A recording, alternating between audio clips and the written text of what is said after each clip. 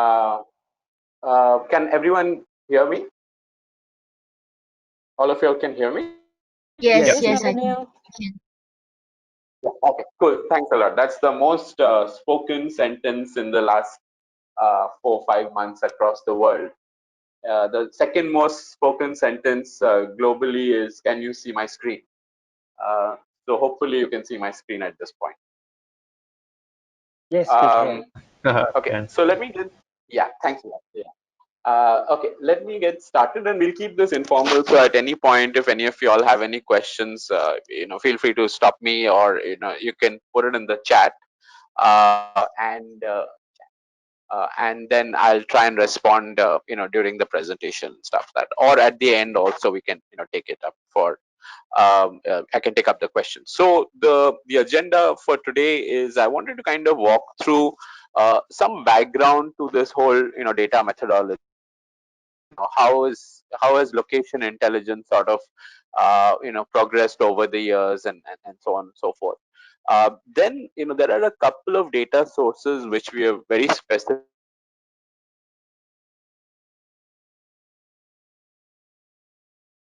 context of the Moove taxi project. So I wanted to go a bit more in depth into that, because as front facing team members, you might be getting queries around those data sources. um, Sound higher?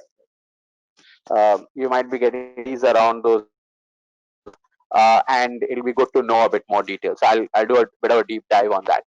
Then there have been some questions around how do we scale this solution, and I'll share some thoughts. And lastly, we have a data platform. We'll do a quick walkthrough of that. Hope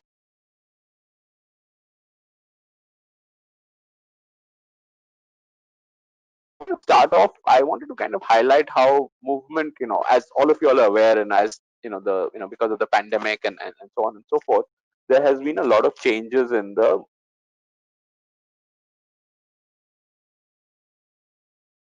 slide that's coming up, where you will see we've been tracking sort of movement of people at various locations in Singapore, and we see that as various levels of circuit breaker was introduced in Singapore, the movement patterns in out of home, outside home locations have changed, and this is not just for Singapore, but it's happening across the world, and that has increased the importance for location intelligence. So today, marketers are even more concerned about understanding, what's been the pattern of people at various locations, what's the concentration of people at various locations, and so the importance of the data has gone up even further. While it was already, location was important, but I think the pandemic has made that information even more crucial for marketers to take a decision. So as you would see on the chart is that as and when a level of circuit breaker happened, there was a drop across location. At the same time, not all locations were affected in the same level. So, for example, a gem shopping mall was not that impacted by the changes in the circuit breaker, because people were still doing some level of grocery shopping and so on and so forth. Similarly, even on the MRT, there was still some movement of people and all that. So it's important to be able to understand where are people moving around, and to be able to get that data on a more dynamic basis. Just to kind of take a bit of a step back and look at the history of out of home media measurements, and I'll not go into this in great detail, but if you see, it all started with very first generation metrics, which was there was some kind of people based counting, where someone would stand at a place and count how many people are there, and it started with the static out of home kind of industry. Then there have been other developments, satellite-based counting, which happened. This is not, it's another Moove, who are kind of championing that. And then Root in UK moved to a satellite-based plus user panel as a panel of people were tracked, and that data was extrapolated. Geopath in the US were pushing for mobile SDK.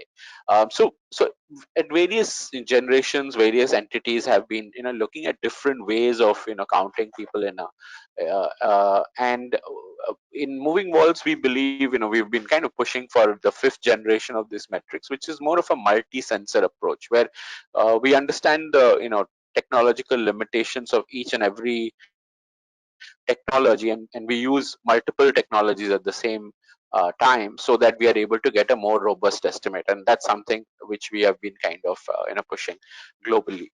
So that's kind of just to give you a quick sense of how this whole out of home measurement has progressed over the years and globally across markets. So our sort of multi-sensor approach sort of involves looking at 4 or 5 very independent data sources at any location. And I'll just quickly walk through what these data sources are, and what do they do. So at any location in Singapore, we would know how many social media users are there at that location at that time, Foursquare, Twitter, and so on and so forth. Similarly, at that same time and location, we would know how many cars were passing by. So we would have a sense of traffic volume. Also, we would know how many mobile devices with their GPS on was at that location at that time. And wherever we have our IoT, which is the lamp, we'll also be able to pick up how many smartphones were there in that vicinity. And the lamp also has a camera facility. If that's on, we would be able to use video analytics to count people and cars at that location. So at every location, we are looking at 3 or 4 very independent data sources, and we are using that to get a sense of volumetric of people and profile at that place. Beyond these data sources, we also look at a few other truth data sources for benchmarking. So, for example, in Malaysia, we work with Telenor, the telecom operator, to be able to get telecom data in as a means of benchmarking, and we are looking at doing the same across other markets. We also look at footfall data from retail as one of the other benchmark data sources. So because we are using multiple data sources, it allows us to get a better sense of the estimate. And just to kind of highlight the point, we just kind of took at the same location. If you were to take data from all these different data sources, it will not be the same, because each technology has its strengths and weaknesses. So the IoT device would have a number. If you were to look at video analytics from the camera, you would get another estimated number of vehicles. If you were to look at the traffic number from Google, you would get another number. If you were to look at mobile GPS movement at that location, there would be another number. And from social media users, you'd get another number. So that's the in each, because each technology has its own limitations and strengths. So it's not going to be one single output that comes from each of these data points. And that's why it's important to pick up each of these data points independently at each location at any given point in time, and then use an algorithm so that you're able to truly reflect what is a robust estimate of people at that place. And we have an algorithm which has a US patent around that, which basically looks at a multiple data sources, and it's a multiple sensor approach to volumetric analysis. That's what the patent is about. And that's the algorithm that we use across all these data sources to be able to then estimate the volume and profile of people at that location. And we use this data for 2 purposes. One is to develop what we call as a planning data set, where we've taken past data and we use it in our planning platforms to be able to then predict the future. So the planning platforms will look back at past 3 months of data and identify patterns, and then we are able to then use it to predict if someone wants to plan for a campaign in September. The planning data set then picks it up. Secondly, we have another, from the same data sources, we curate another different data set, which is more around using live data, where we are then able to define and look at what happened in between July 1st to July 31st in a particular location in terms of volume of people and profile and so on and so forth. That then queries that specific able to then churn out a number and get a sense of what's the estimate. So that's the live data. Today, that live data on our platform is available with a 48-hour lag, but we are in the process of bringing that down to almost a 10-minute lag. So that means you would know what happened in the last 10 minutes. Because the scale of data is so large, we kind of process about 16 terabytes of data. So that's one of the reasons why we used to take about 48 hours to, but we are improving it. Is there any questions up to now? Okay. So if there's now you've kind of hopefully got a sense of the different data sources. Let me try and give a sense of how is being used for various purposes. So, for example, you find you know, I, I think there's some sound in the background. If So you find that you've got a sense of the different data sources that we are using.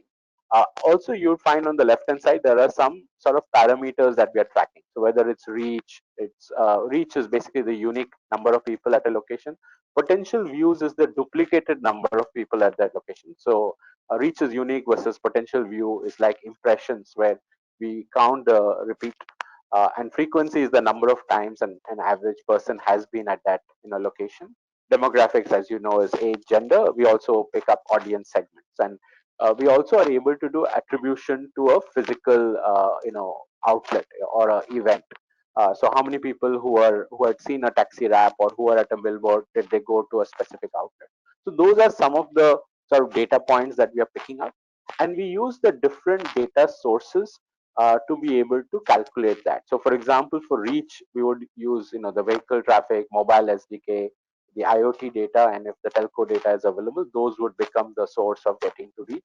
Versus if you are looking at audience segmentation, we would just use mobile SDK, social, and if the telco data is available. So each use case has slightly different role of different data sources, and again, that's another benefit of using multiple data sources, is that we are able to comprehensively cover for all the different relevant metrics that a marketer is looking for. So this hopefully gives you a sense of how the different data sources are being used to answer the key metrics that marketers are looking for.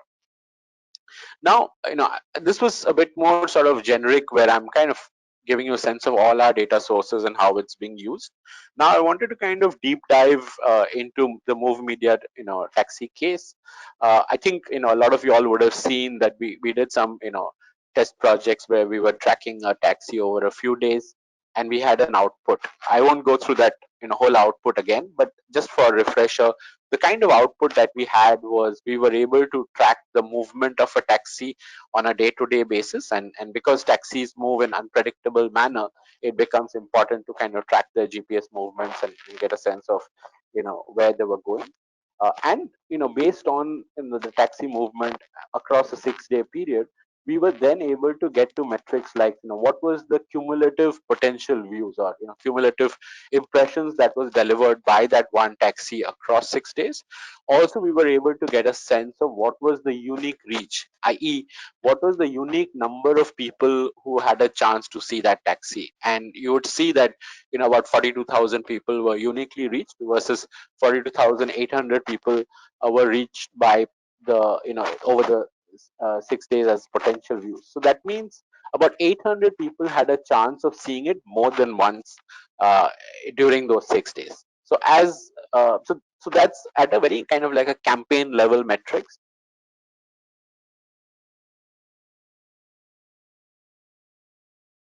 Sense of cumulative impressions that were delivered across the 6-day period. At the same time, uh, at the same time, we were able to also deliver, what was the unique reach that was generated by the audience at that place. And we were able to also see things like how was the pattern on a daily basis. And Your yeah, audio Srini. is dropping in between now and then. Yeah, yeah, one sec. Let me just swap into another device. Yeah.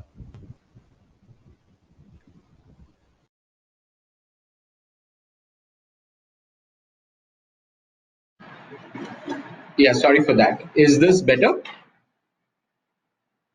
This is better. I think you have to repeat your last Okay, sentence. Yeah, okay, yeah, not a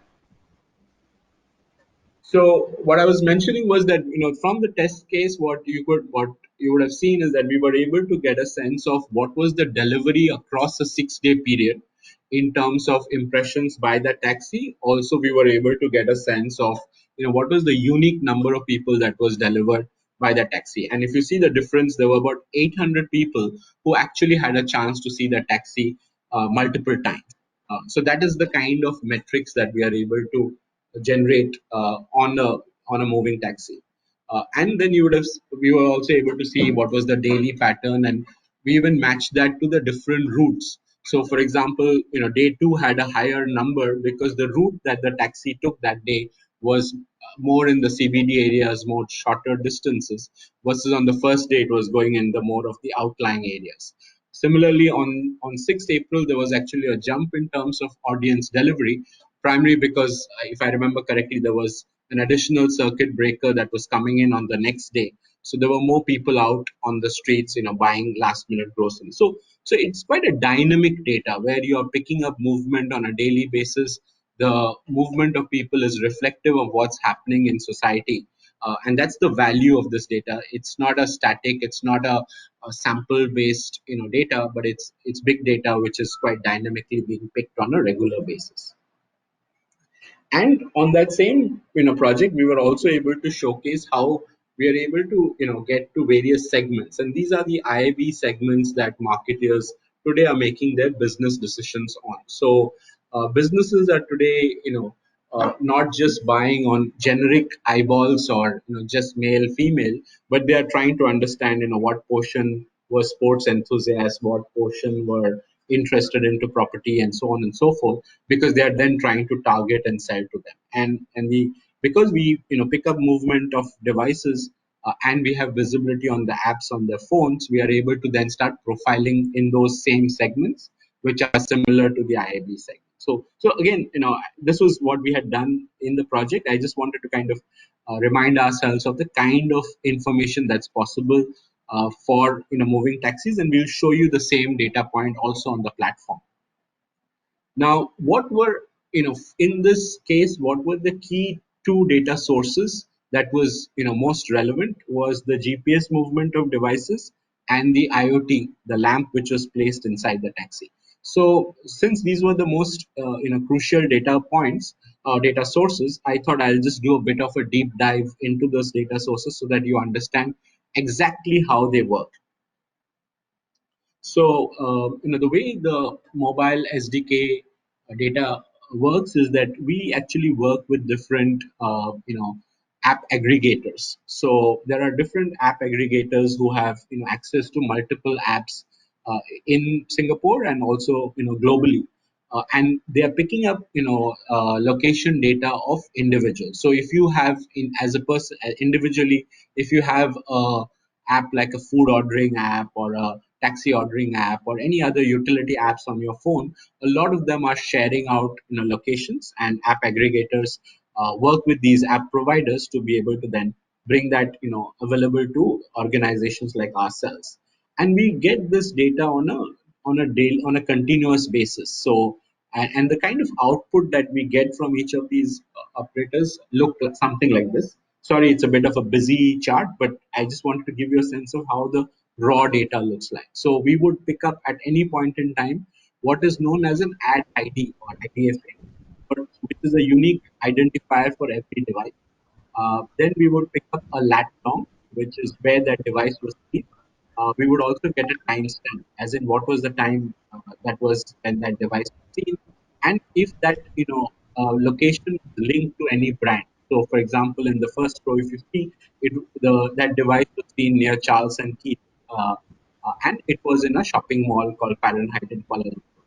And we also have a POI database where we know that shop is a shop that sells shoes and bags. So that's something we would also have information from a different source.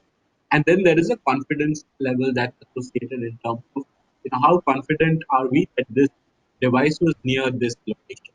So this is the kind of raw data, and it comes in as this kind of a ping. So every on a continuous basis, we're getting the volume of these things coming in from different devices. In Singapore's case, we see almost 3 million such unique devices pinging on a continuous basis, on a day to day, hour by hour kind of a basis. So that's what the raw data looks like. And it is from this data then we are able to get an estimate of how many people were there in the vicinity. Are they users of a particular brand? Are they people who buy luxury products or not? So those profiling starts happening from this kind of a raw data. We've got algorithm that sit on the top of it to be able to process. So that was one key data source that was used for the taxi analysis. The second is the IoT, which is the lamp, which then picks up all the Wi-Fi and Bluetooth devices in its proximity. So Navnil, just a second, yes, just a second. sure. Uh, Jane, Moove Media CEO wanted to join. Jane, are you there inside? Are you able to hear this?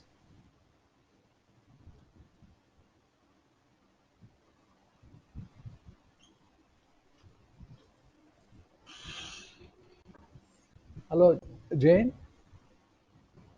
I'm able to see her, but the mic is muted. Sam, can you unmute, Jane?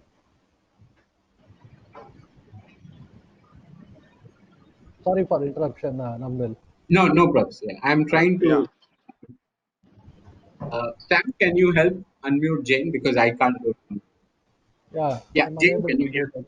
Yeah, Yeah. Jane, are you able to hear?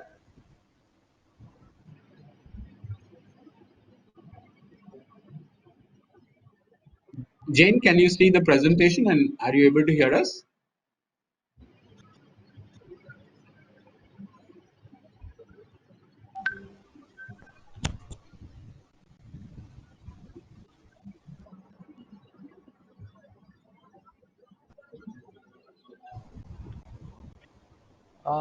Sylvia, Gina, somebody can confirm? I mean, can you? yeah. Okay.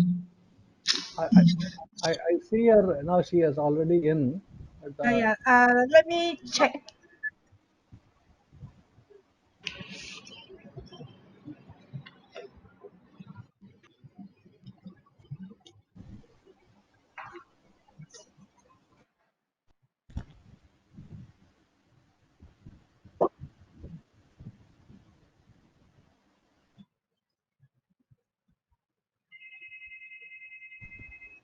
okay, I think she has put the WhatsApp message. She can see and hear. Yeah, you can start.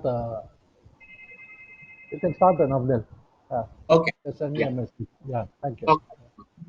Yeah. So as I was mentioning, the second data source is the the lamp or the IoT device, which then pings what are all the Wi-Fi or Bluetooth enabled devices in its proximity, and that starts becoming another way of being able to get a sense of the quantum of people who are in the proximity, and we are also able to get a sense of their dwell, how long they were there, and so on and so forth.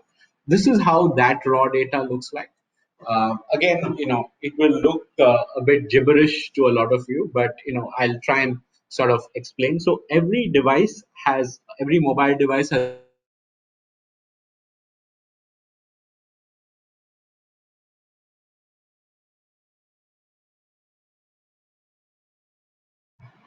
okay. Normally we can't hear you. Oh, Yeah, okay. Navnil. Sorry. Yeah, is this better? Is Yeah, this better? Yeah, yeah. But yeah. we lost you in between. Yeah, Okay. Sorry, try to start. Yeah, I got a bit too comfortable and moved myself a bit away from the computer. I'm now staring into the computer. okay, So okay. I'll just take a step back. So basically, the IoT device, identifies all the Wi-Fi and Bluetooth enabled smartphones in the proximity, and this is the kind of raw data that it churns out. It picks up a MAC ID, which is a device identifier. It also, the RSSI, which is the third column, it kind of tells us how far was that device from the taxi. So you would find a device, a number minus 69, minus 73. So those are all the it kind of gives a sense of the distance of those mobile devices from the taxi. So that is another data field that we get, and we get a timestamp. When was the device seen, and when we lost touch of it. So there's an input entry and an exit timestamp. This then again becomes a source for identifying how many devices were in the proximity, how far were they, and how long they were in that proximity. So we are able to then compute things like dwell time and so on and so forth. So this is the second key data source that was used in the Moove analysis.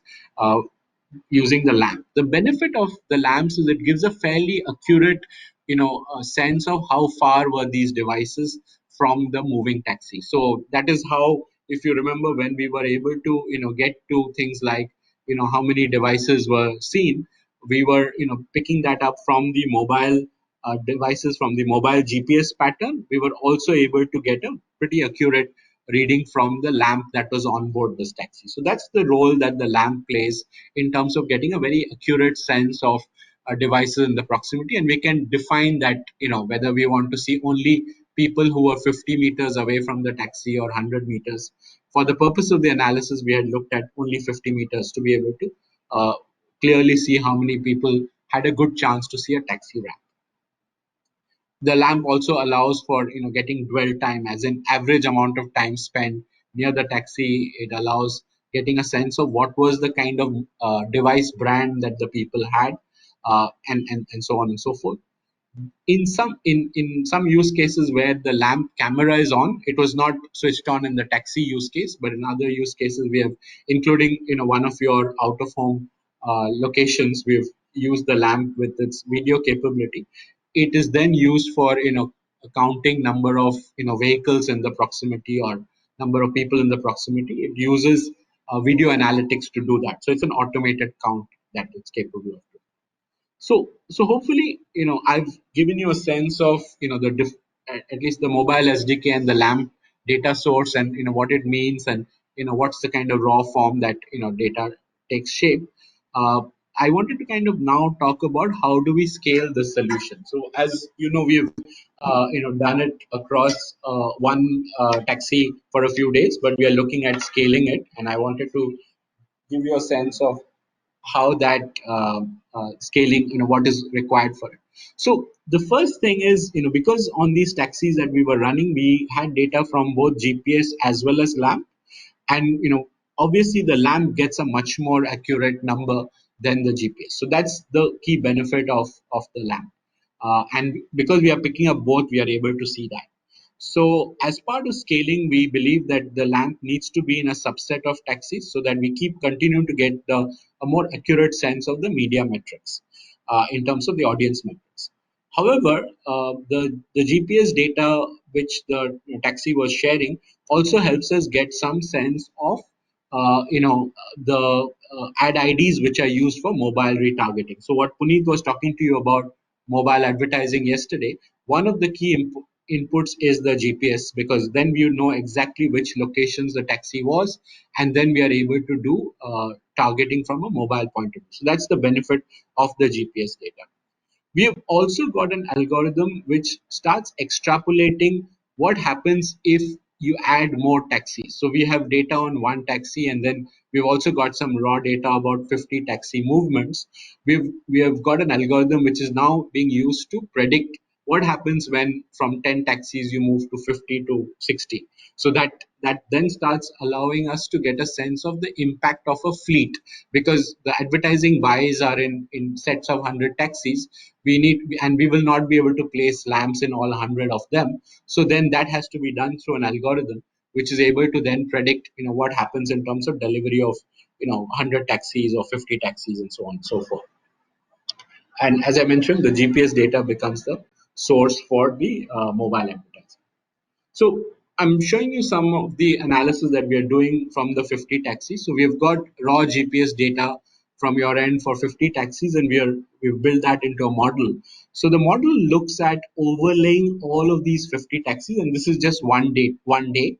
We also have it for multiple days. So I'm just showing you one day so that it's easy for you to grasp that. So when we start overlaying the movement of 50 taxis on one day, we are able to then see, where the overlaps were and what is the kind of cumulative reach that that fleet of 50 would have delivered. And that starts becoming an input into a model like this, which then starts giving a sense of, as you would see the curve on the top, it is basically, giving a sense of what's the volume of people that's getting, or what's the reach that's being achieved as we keep adding more taxis. So if you see, the curve moves from 0 to 49, and as every additional taxi comes in, what is the increase in terms of unique number of people that's being reached. So that is one analysis, and this starts. So we are, using this as a training data set, and then the model will be able to start predicting that what happens if the fleet now moves from 50 to 60. What happens when we move it from 60 to 70, and so on and so forth. So it will make some predictions based on that. And as we start getting raw data, we will check whether was how correct was that prediction. So that's how the model keeps improving over time. It, does a prediction, looks at the actual data, and then learns from that. So that is what we are doing. The other thing that's happening is that currently we've just been working from the GPS data of the taxis. We haven't yet started getting all the lamp data from, the taxis, because the lamps are being put into the taxis as we speak. So as the lamps start getting put into the taxis, this model will also get refined, because it will now look back at the lamp data and not just the GPS data, which today the model is based on the GPS data. So that is just to give you a sense of how we would be able to then capture the impact of the full fleet. So when 100 taxis are in play, what will be the cumulative reach? What will be the impact of every additional taxi can be mapped out based on this. And however, the GPS data is still quite a crucial bit, because the advertising IDs that we will pick up for mobile re-engagement will be, based using the GPS movements of the taxi. So we have looked at a few different ways of getting the GPS data. So the lamp definitely is one way of, getting the GPS location of the taxi, and obviously we know that we will not be able to place lamps in all the taxis. So we have been looking at all other alternate ways of picking that up, and I'll list the other three ways that we are currently considering. We have an SDK, or a software, which can be put into a driver app, or I understand you all also have some devices inside the taxi. If we can put that software onto those, then we can pick up the, GPS movement of the device of the taxis quite, at scale. The other thing that we are looking at is potentially adding an additional smaller device, which can be placed in the taxis, which will share the GPS. Also, and I understand you all have some taxi monitoring services which do pick up GPS, but it's in a very complex solution. So that still remains another solution. So we haven't yet got a landing on which of these four would be the, most efficient way of scaling it. But the view is that we need to be able to pick up GPS movement through one of these means, so that we are able to use the data for mobile re-engagement. And we are also, looking at a possibility that we might not have the entire, 100% of the fleet covered through this, but at least if we have a significant portion, then we are able to use that data for mobile engagement. However, for computation of the audience data, we are using multiple sources, and the GPS would be a component, but because we have a modeling exercise, we don't really need GPS for all the taxis, because this model will be able to then predict the impact across 100 taxis, or 70 or 80 taxis.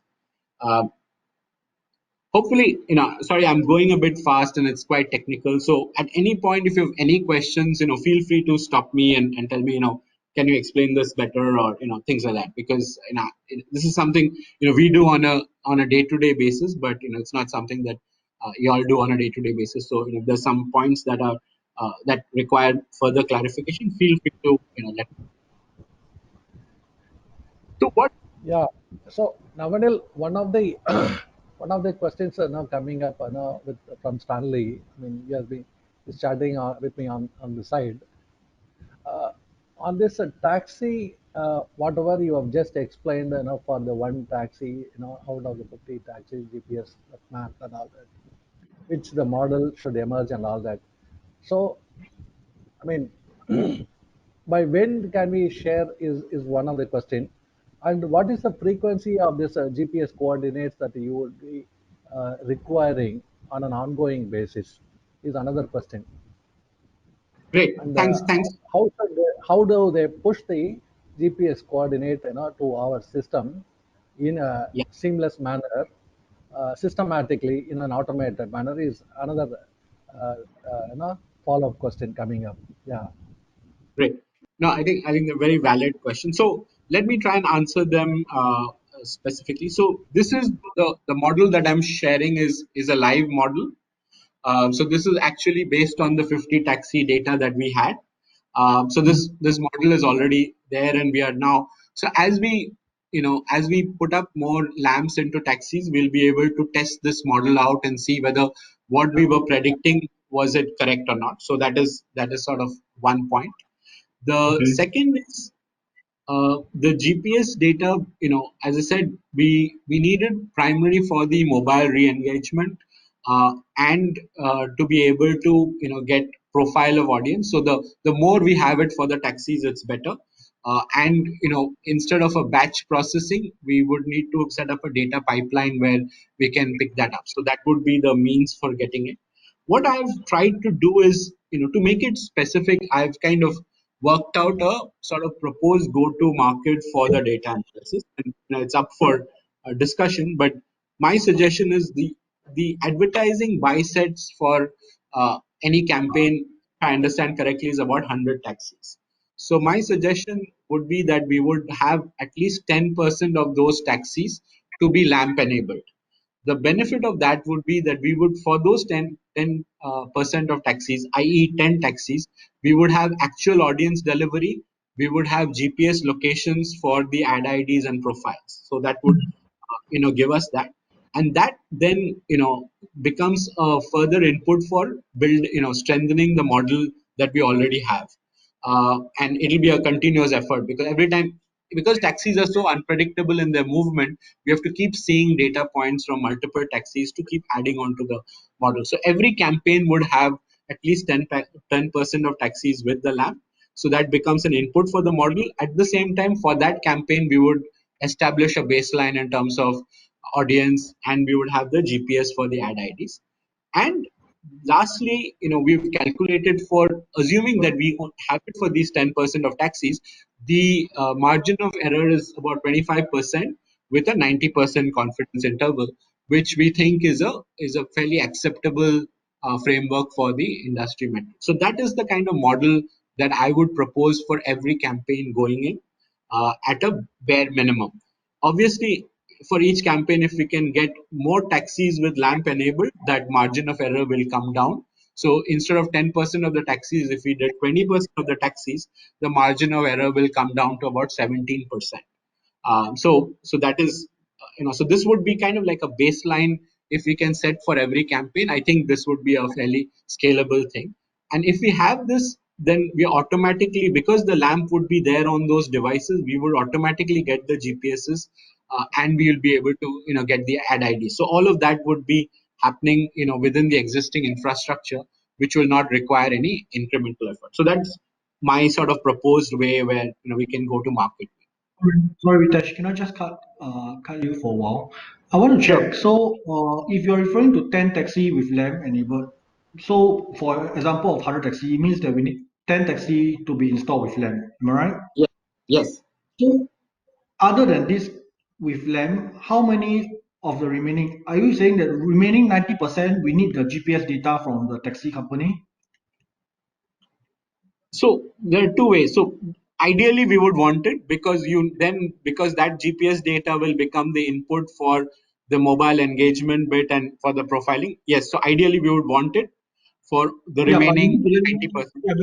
you need to let me know what's the number, what's the right number, because I have to check with the taxi, with my taxi colleagues from taxi side on Hmm, for, because they are the one that is generating, the IT team there is generating the data. So you have to let me know what's the number so that I can share with them this sure. model, and then moving forward for each campaign we can get the GPS data for all these taxis.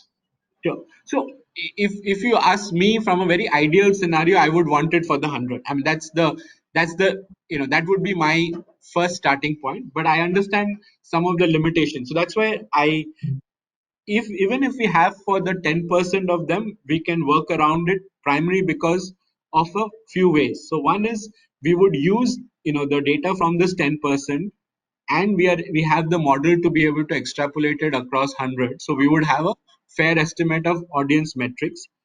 The challenge where we would have is that the mobile advertising requires the GPS and the profiling. So those would be the two areas where we would have constraints in terms of data. So anything between, the minimum is 10%, the maximum is 100%, but anything, which is in between that for the GPS would add to the model. Does that See, does that help? Okay, so Stanley, if possible, Stanley, what I would recommend is, given the input from Navanil, the data man, mhm. as we engage into this model, initially, we have to make our data sets as richer as possible for Yes, the I know, I know. model to work. Yeah, at least for the next 6 months, to a year or something like that. Yeah, because If there no, is a because constant, why yeah, I ask is because now I just let you know the background from the IT team in taxi team. Now to get all the GPS data for us, they are doing manually. So if this is a long-term thing, then we have to talk to them. They have to get their app team to work maybe like what you say a pipeline something that Yeah, is automated to send us all the data on a regular basis, maybe daily or whatever. yeah. So if this is the case, then it will be a step, and this will become a project. And this project for them to do this application, I'm not sure how fast can they do it. But if they can't, in the meantime, I think the only way is the manual way of them extracting the GPS data to manually. answer that, Stanley, see, Yeah, right now, whatever the ad is there in the taxi, it is not that we are engaging the audience mobile at the same time, real time, right? We are only engaging them at a later point of time, depending yeah. on like what yesterday Puneet was saying. The advertisers can say within 72 hours, within 4 days, within 1 week, you have to engage the audience. It is all market forces which will drive all that. So Yeah, so the right now, data that just to answer is, your question, it is not a real time at this point of time. We can yeah, I move know. towards that. So your post There can GPS be a data. latency of at least 24 hours. There are no issues So about that. Am I right, no, so Navdel, in saying that? Yeah, yeah. sorry, Yeah. post how many hours again? There Sorry. can be a latency. Yeah. Today's Yeah, I think taxi even if we movement do the data. GPS on a daily dump, that should be fine. Yes. Yeah, I know daily By dump, but end of then the day, is yeah. post how many days? Post 1 day, post 2 days data. Yeah. By end of the day, yeah. Post 1 day is good enough. Today's taxi movement for 100 taxi, there is a campaign. By I tomorrow, if understand. you can just dump No, it, yeah.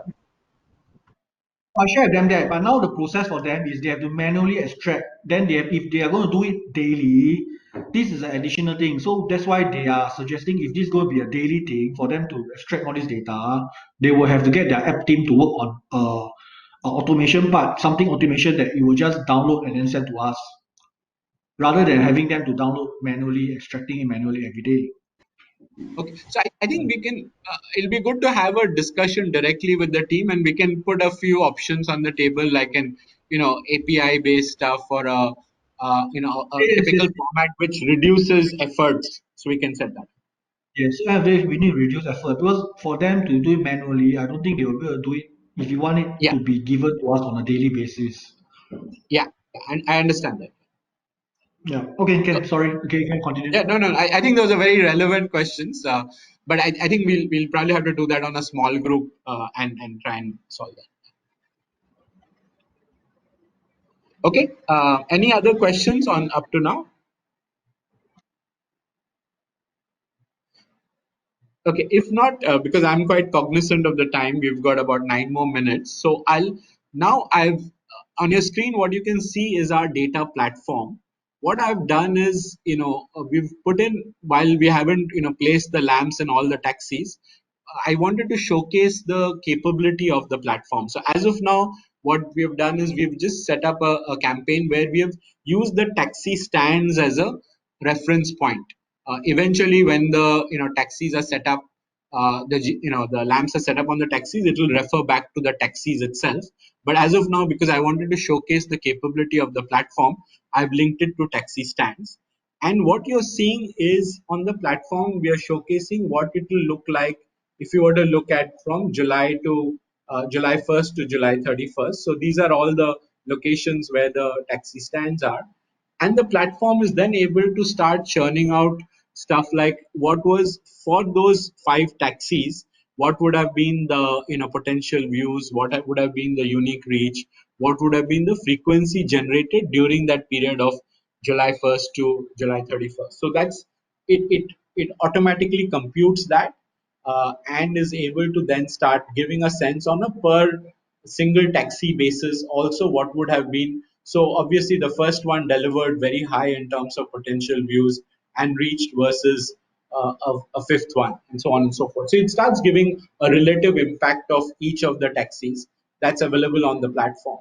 And then we are able to start picking up some of the diagnostics like what was the audience profile in terms of age, gender, the audience segment. So all of that gets computed on the fly in the platform, and someone who is then taking a decision in terms of which taxi attracted what kind of an audience, they are able to see this from the platform. So they are able to see stuff like what portion were of the audience were interested in home improvement, what portion were health seekers, and so on and so forth. So this kind of data point starts becoming very relevant when you are using this information for trying to pitch to an advertiser, because if you are able to say that from the 5 taxis for a month I was able to get 75,000 or 76,000 people who are healthcare seekers, and so then it starts giving a very specific metric that starts engaging an advertiser. Secondly, it is this same data points then which starts becoming the uh, element which mobile engagement will use, because once we because we can identify these healthcare seekers, people who are exposed to the taxi wrap can then be also re-engaged through mobile with a coupon or a specific thing which generates an action. So it gives metrics of the kind of audience that was delivered by those 5 taxis, and this is on a per taxi basis. I can choose any taxi and I would get a different set of numbers for each of them because the profile would change. And I'm also able to then re-engage this audience through mobile. So that is the kind of benefit that is available, and this is all delivered through a platform. So it's very easy for even a lay person to be able to get this data without having to run any code. So we've made it uh, I would say fairly simple user interface, which allows someone, who is just a business user to be able to get a sense of age, gender, of the audience that was delivered by the taxi. We are able to get a sense of where do they work, where do they stay. We are also able to get a sense of, what portion of them were SO users, what portion of them were Dior users based on their movement patterns and so on and so forth. So those are all data points that's available on the platform. The platform also allows for doing attribution, where if I were to choose these taxis, I can then see which of these you know people from these who were in the vicinity of these taxis, did they go to an Orchard Mall, Orchard Road Mall, and so on and so forth. So that starts then becoming a way for showcasing attribution, which is what today a lot of, especially the retailers are looking for data points around how effective was it in terms of defining footfall attribution to a retail store. So that is again something which is available from the platform. It's quite a drag and drop thing where I can just mark it to any point of interest, in this case a retail outlet, and see whether they what portion of them came in how many days. So for example, it's giving you a sense that this taxi delivered X potential views reach, and the conversion rate of people from the taxi who went to Orchard Central was about 22%, versus it for another taxi. This taxi, for example, had a lower reach and comparatively lower potential views, but it's the number of people who landed up at the mall was much higher, 52%. Obviously, this data is not for the taxis; it's for the taxi stand. But what I'm saying is this, we would have the data available for individual taxis and then bring it back to a physical store. So this again becomes something which aids in the sales process because it gives reassurance to a retailer who can then see the effectiveness of taxi wraps in terms of driving footfalls to a physical outlet. So hopefully I've given you a sense of the platform. I've given you a sense of the data sources and given you some familiarity with how these data sources work and the underlying methodology behind that. And I don't think I'm going to be able to answer all your questions and all your doubts in this 1 hour session, but happy to take any questions now or further later. And as I see this as a partnership, we both have Moove in our names, and I think we can move really fast working together. So happy to take questions now or at any point later where so that you get greater familiarity with this information, and I'm sure this will aid in the monetization of the taxi assets even better. So that's it for me.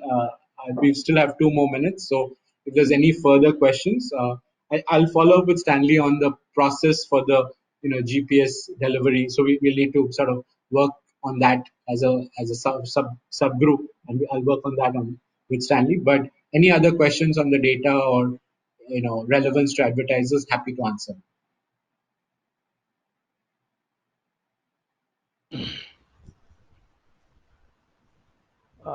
Yes, Madam Jane, Sylvia, Gina, any one of you have any questions? Maybe you can just share.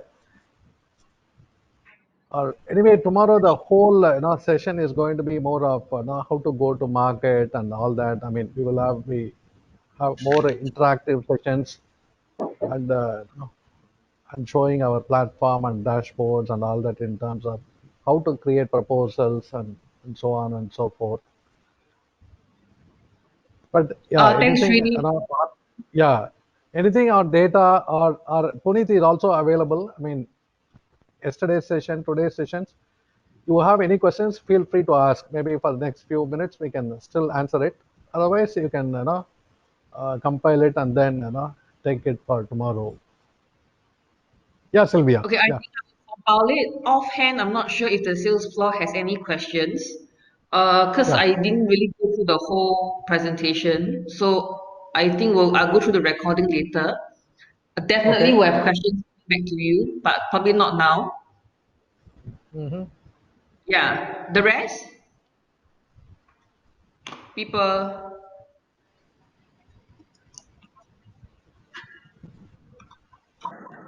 Good.